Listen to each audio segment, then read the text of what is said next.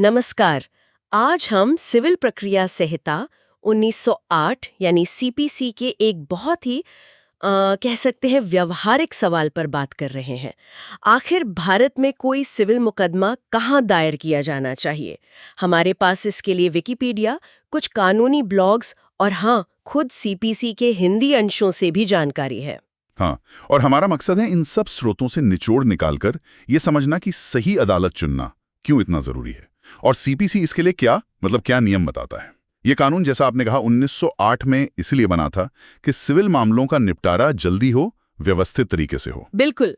मतलब ऐसा तो नहीं ना कि किसी का जहां मन किया उसने बस देश के किसी भी कोने की अदालत में मुकदमा डाल दिया, ऐसा तो नहीं हो सकता है ना? नहीं नहीं, एकदम नहीं। इसके पीछे एक ठोस व्यवस्था होनी ही चाहिए। हाँ। और सीपीसी वही स्पष्ट ढांचा देता है। ये सिर्फ सुविधा की बात नहीं है, बल्कि ये पक्का करना है कि अदालत के पास मामले को सुनने का कानूनी अधिकार हो। अधिकार क्षेत्र जिसे कहते हैं ज्यूरिसडिक्शन। हाँ बिल्कुल, ज्यूरिसडिक्शन। इसके बिना तो अदालत का फैसला मानना ही नहीं होगा। तो पहला कदम क्या है? मतलब शुरुआत कहाँ से होती है इस मामले में? देखिए, शुरुआत होती है धारा 15 से।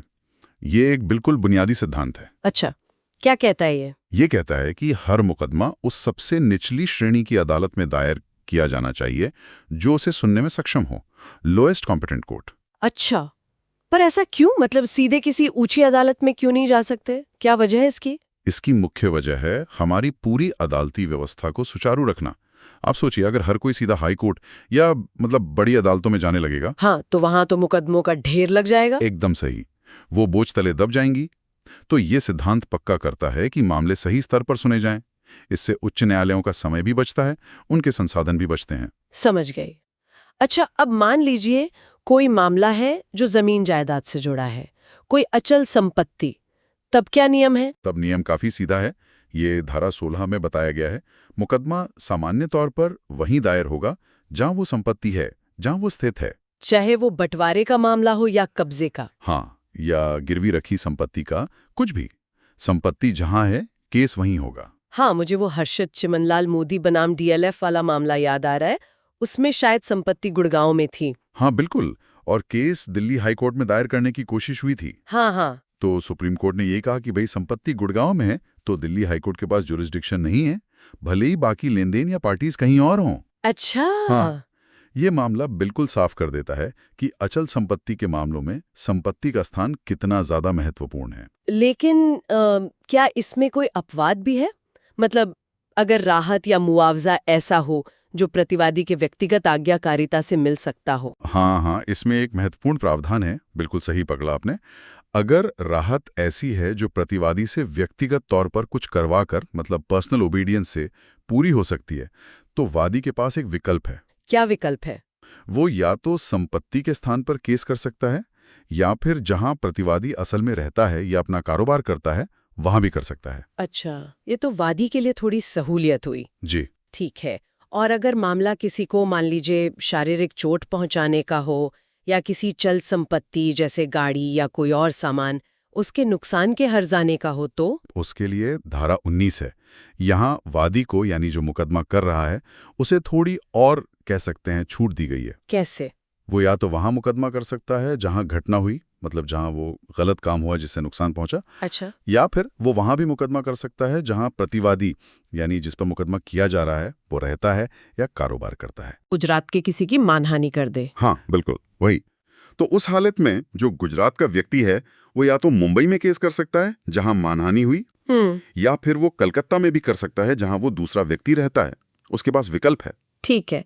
तो हमने अचल संपत्ति देख ली, व्यक्तिगत चोटें देख ली, ये तो काफी विशिष्ट मामले हो गए। लेकिन जाहिर है और भी कई तरह के सिविल विवाद होते हैं। हाँ बिल्कुल। तो उन मामलों के लिए सीपीसी क्या कहता है जहां ये धारा 16 से 19 लागू नहीं होती? उनके लिए है धारा 20। इसे हम एक तरह का अवशिष्ट खंड कह सकते हैं, या अंग्रेजी में कैच ऑल नियम। अच्छा, कैच ऑल मतलब जो कहीं और फिट ना हो वो यहाँ आएगा। हाँ बिल्कुल। ऐसे सभी मुकदमे जो धारा 16 से 19 में नहीं आते, वो या तो वहां दायर हो सकते हैं जहां प्रतिवादी रहता है या कारोबार करता है, या फिर, और ये महत्वपूर्ण है, जहां कार्रवाई का कारण, कॉज ऑफ एक्शन, पूरा या आंशिक रूप से पैदा होता है। आंशिक रूप से, ये सुनने में दिलचस्प लग रहा है। इसका क्या मतलब हुआ? ठीक ठीक। इसका मतलब है कि अगर किसी सौदे या घटना से जुड़े कुछ अहम तथ्य, कुछ महत्वपूर्ण बातें किसी एक जगह पर हुई हैं, भले ही पूरी घटना वहां ना हुई हो, तो वो जगह भी मुकदमा दायर करने के लिए सही मानी जा सकती है। कार्रवाई का कारण का मतलब ही है वो सारे तथ्य जिनका होना जरूरी है ताकि वादी को मुकदमा करने का अधिकार मिले। अच्छा, और कंपनियों के मामले में उनके तो कई ऑफिस हो सकते हैं। हाँ, अच्छा सवाल है। कंपनियों के मामले में उन्हें उनके मुख्य ऑफिस में कारोबार करता हुआ माना जाता है, और अगर कार्रवाई का कारण किसी ब्रांच ऑफिस के इलाके में पैदा हुआ है तो उस ब्रांच ऑफिस वाली जगह पर भी उन्हें कारोबार करता हुआ माना जाएगा। ठीक है, ये स्पष्ट हुआ। अब एक और स्थिति सोचते हैं। मान लीजिए किसी को लगता है कि मुकदमा गलत जगह दायर कर दिया गया है, मतलब अदालत के पास जुरिस्डिक्शन ही नहीं है, चाहे वो क्षेत्रीय हो या आर्थिक, तो वो क्या कर सकते हैं? इसमें कुछ पेचीदगी है क्या?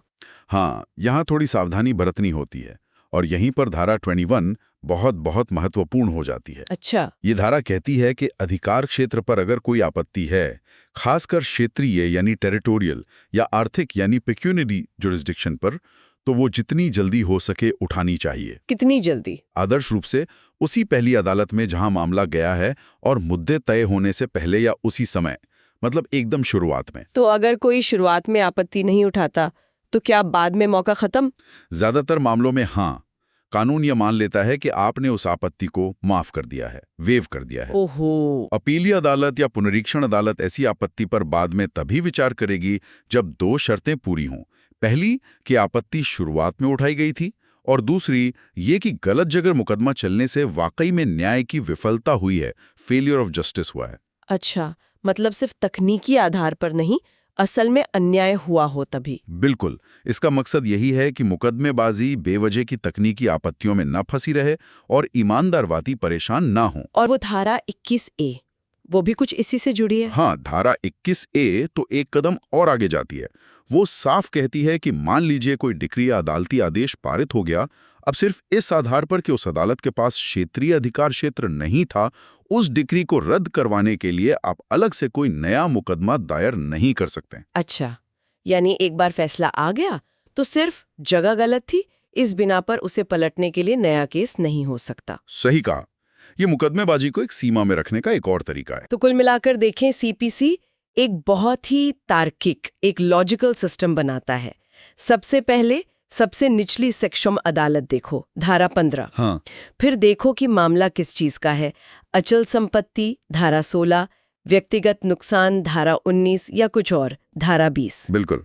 और उसी हिसाब से तय करो कि मुकदमा कहाँ दायर होगा, संपत्ति की जगह, प्रतिवादी की जगह, या जहां कार्रवाई का कारण पैदा हुआ। एकदम सही। और ये याद रखना सबसे जरूरी है कि अधिकार क्षेत्र पर अगर जरा भी शक हो तो आपत्ति तुरंत उठाएं, जैसा धारा 21 कहती है, वरना बाद में मुश्किल हो सकती है। हाँ, वरना वो मौका हाथ से जा सकता है। ये पूरी प्रक्रिया को निष्पक्ष और कारगर बनाए रखने के लिए बहुत जरूरी है। ये सारी चर्चा हमें सोचने पर मजबूर करती है।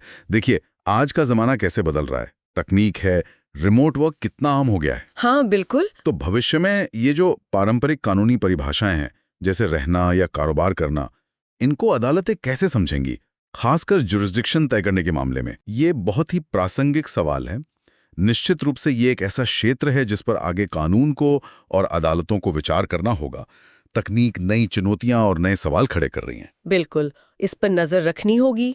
आज इस दिलचस्प चर्चा के लिए बहुत बहुत धन्यवाद।